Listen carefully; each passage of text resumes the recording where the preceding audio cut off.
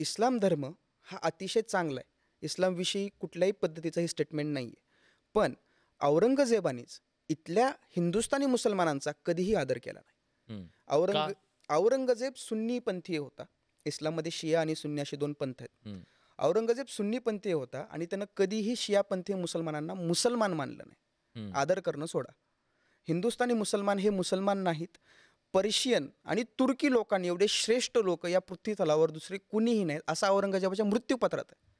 मृत्यूपत्रात लिहिले त्यांनी ते. औरंगजेबाने लिहिलेलं आहे की तुर्की लोक हे अतिशय बहादूर आहेत.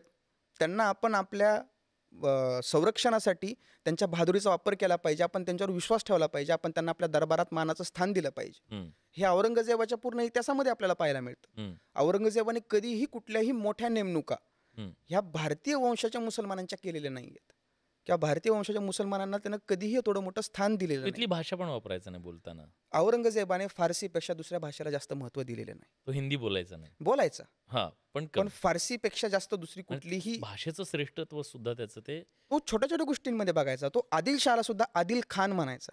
हां. कुतुबशहाला कुतुब खान म्हणायचा. हं. शिवाजी महाराजांचा तो शिवाच म्हणायचा. हं. संभाजी महाराजांना तो जहागीरदार म्हणायचा. हं. कारण संभाजी महाराज मनसबदार होते ना हो. 1666च्या तहानुसार औरंगजेबाचे. हं. हा अतिशय द्वेष करायचा इथल्या लोकांचा. रहुल्ला खान नावाचा औरंगजेबाचा सरदार आहे.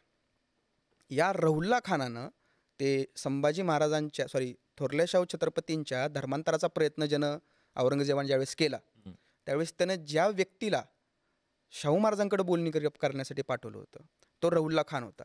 हा रहुल्ला खान शियापंथी होता.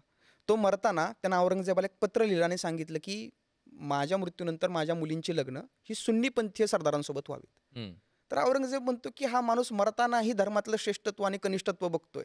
हा माणूस चोर मनाचा आहे, हा दुष्ट आहे, ह्याच्या मनाप्रमाणे काही होणार नाही. आणि स्वतः मरताना लिहून ठेवतो की तुर्की लोक श्रेष्ठ आहेत, पर्शियन लोक श्रेष्ठ आहेत. यानं इथल्या स्थानिक लोकांच्या सामाजिक भावनेचा कधी आदर केला नाही.